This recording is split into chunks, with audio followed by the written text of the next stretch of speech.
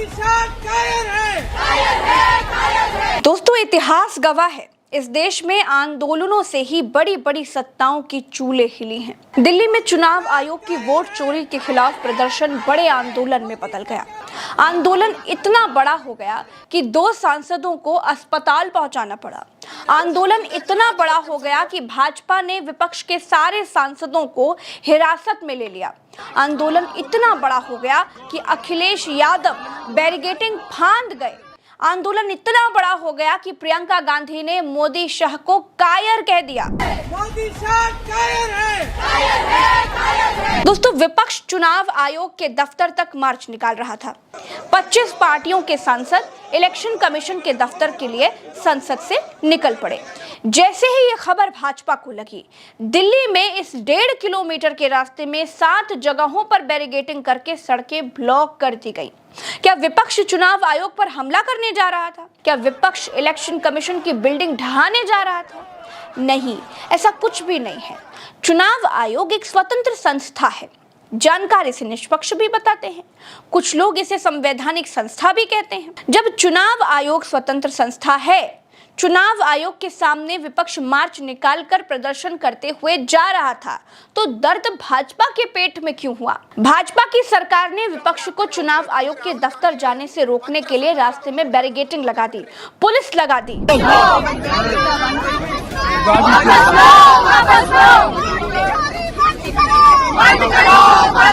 दोस्तों, जैसे कौरवों ने अभिमन्यु को रोकने के लिए चक्रव्यूह के 7 द्वार बनाए थे, वैसे ही भाजपा सरकार ने विपक्ष को इलेक्शन कमीशन के दफ्तर ना पहुंचने देने के लिए 7 जगहों पर बैरिकेडिंग कर दी थी।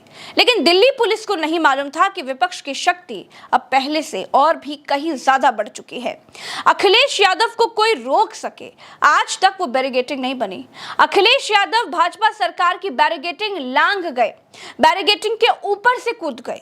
अखिलेश यादव के बैरिकेडिंग पार करते ही बाकी के सांसद बैरिकेडिंग नाम की बाधा को वैसे ही लांघ गए जैसे हनुमान लंका जाने के लिए समुद्र लांघ गए थे। दोस्तों, राहुल गांधी, प्रियंका गांधी, अखिलेश यादव, डिंपल यादव, इमरान प्रतापगढ़ी, सायोनी घोष, संजना जाटव समेत सैकड़ों सांसद इलेक्शन कमीशन के दफ्तर की तरफ कूच कर रहे थे। खामोश पड़ी दिल्ली की सड़कों पर बहुत समय के बाद आंदोलन की चिंगारी फूट रही थी। भाजपा ने इस अहिंसक और शांतिपूर्ण आंदोलन को दबाने के लिए पुलिस का इस्तेमाल किया। चारों तरफ से रास्तों को ब्लॉक कर दिया गया। रास्ता बंद देख विपक्ष सड़क पर ही धरने पर बैठ गया। राहुल गांधी, प्रियंका गांधी, अखिलेश यादव समेत बाकी सारे सांसद जमीन पर बैठ करके ही चुनाव आयोग की वोट चोरी के खिलाफ प्रदर्शन करने लगे। सच्चाई देश के सामने है और ये जो लड़ाई है ये राजनीतिक नहीं है, ये कॉन्स्टिट्यूशन की लड़ाई है, कॉन्स्टिट्यूशन को बचाने की लड़ाई है, 1 मैन 1 वोट की लड़ाई है। तस्वीर धीरे धीरे और बड़ी होने लगी। चुनाव आयोग चोर है, चुनाव आयोग भाजपा के लिए वोट चुराता है। जब से ये बात घर घर पहुंचने लगी, ना चाहते हुए भी गोदी मीडिया के कैमरों पर आने लगी, तो पुलिस के हाथ पांव फूलने लगे, राजा साहब के सिंहासन डोलने लगे। आदेश आया कि सबको हिरासत में ले लिया जाए। फिर 25 पार्टियों के सारे सांसदों को बस में भरा जाने लगा। बस में भी सांसदों का उत्साह कुछ कम नहीं हुआ। अखिलेश यादव को पुलिस की बस में बिठाया गया। राहुल गांधी, प्रियंका गांधी, डिंपल यादव और बाकी के सांसदों को दूसरी हरी वाली बस में बिठा करके हिरासत में लिया गया। दोस्तों, सभी सांसदों को बस में भरकर पुलिस दिल्ली के संसद मार्ग वाले थाने लेकर के गई। प्रदर्शन के दौरान कई सांसद बेहोश हुए और चोटें भी आईं। सायोनी घोष की गोद में पड़ी ये सांसद मिताली बाग हैं। तृणमूल कांग्रेस की आरामबाग से ये सांसद हैं। दोस्तों, एलओपी राहुल गांधी को मालूम चला कि मिताली बेहोश हो गई हैं, तो वो तुरंत आ गए। उन्होंने हालात देखे और मिताली को गाड़ी में बिठवाकर अस्पताल भिजवाया।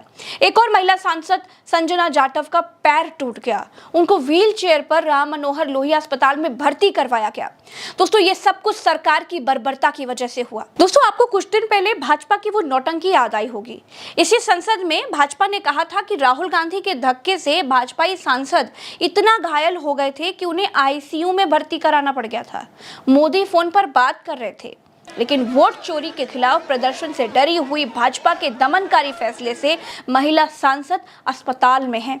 प्रधानमंत्री ने पूछा तक नहीं कि क्या हुआ, कैसे हुआ। क्योंकि आप प्रज्ञा का पन्ना देख रहे हैं। क्या हुआ वो हमने आपको बड़े विस्तार से तस्वीरों के साथ दिखाया, लेकिन इस देश की संसद को पिछले 23 साल से कवर कर रहे जेपी आंदोलन को देखने वाले, अन्ना आंदोलन को करीब से कवर करने वाले वरिष्ठ पत्रकार केपी मलिक को भी आज आपको सुनना चाहिए और समझना चाहिए कि चुनाव आयोग की वोट चोरी के खिलाफ शुरू हुआ ये आंदोलन कहां जाकर रुकेगा, क्योंकि दिल्ली तो सिर्फ शुरुआत है। देखिए प्रज्ञा, ये जिस प्रकार की लड़ाई है जो राहुल गांधी ने मुद्दा लिया है, ये आम जनमानस का मुद्दा है। बिल्कुल। और आम जनमानस जो कहता है कि संविधान ने हमें एक अधिकार दिया है और वो अधिकार वोट का अधिकार है कि मैं सरकार बनाने और सरकार को गिराने का अधिकार रखता हूं। मैं एक आम नागरिक हूं, आम आदमी हूं। उस अधिकार को छीनने का काम भारतीय जनता पार्टी कर रही है। भारतीय जनता पार्टी समाजवादी पार्टी से, कांग्रेस से या किसी दूसरे सियासी दल से सत्ता को छीन रही है, वो ठीक है, सियासी अधिकार उसका है, लेकिन नागरिकों का अधिकार छीनना भारतीय जनता पार्टी को किसने अधिकार दिया है?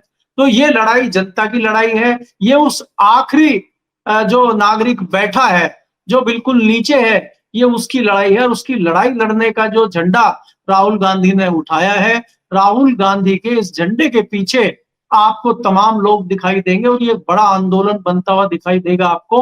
वो दिन दूर नहीं है जब चाहे चुनाव आयोग हो, चाहे इस तरह का कोई भी पुलिस बल हो, जो भी आगे आएगा वो उड़ जाएगा। आपको याद करना होगा पुराने दिनों में ऐसी कई बार इस तरह की चीजें हुई हैं। महात्मा गांधी ने शांतिपूर्वक आंदोलन शुरू किया था।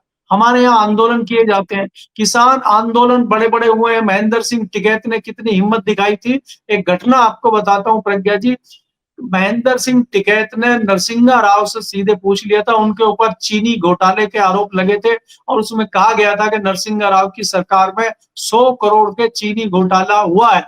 तो महेंद्र सिंह टिकैत प्रधानमंत्री से जब मिलने गए, किसानों का प्रतिनिधिमंडल गया, तो क्योंकि चीनी किसान का मुद्दा है, तो उन्होंने सीधे पूछ लिया कि आपने 100 करोड़ का घोटाला कर लिया, आपको शर्म नहीं आई? तो क्या आज किसी ऐसे नेता की हैसियत है कि प्रधानमंत्री से पूछ सके?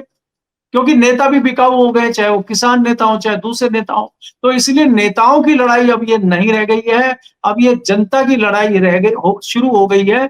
और राहुल गांधी ने बॉल जनता के पाले में फेंक दी है। और राहुल गांधी ने खाली प्रेस कॉन्फ्रेंस करके, खाली तथ्य देके नहीं छोड़ा है। राहुल गांधी ने एक वेबसाइट बना दी है, वो मिस कॉल मांग रहे हैं, वो लोगों का समर्थन मांग रहे हैं, वो इसको जन आंदोलन बनाना चाहते हैं। वो ये कहते हैं अगर सच्चाई है तो आप ही निर्णय करो। और ये बात हर एक व्यक्ति के गले उतर रही है कि गड़बड़ कहीं ना कहीं है। अगर चुनाव आयोग इस तरह की हरकतें कर रहा है तो कहीं ना कहीं चोर की दाढ़ी में तिनका है। इसलिए ये मैसेज पब्लिक में चला गया है और पब्लिक अपने वोट का हिसाब मांग रही है और जो भी सामने आएगा वो उसको बख्शेगी नहीं।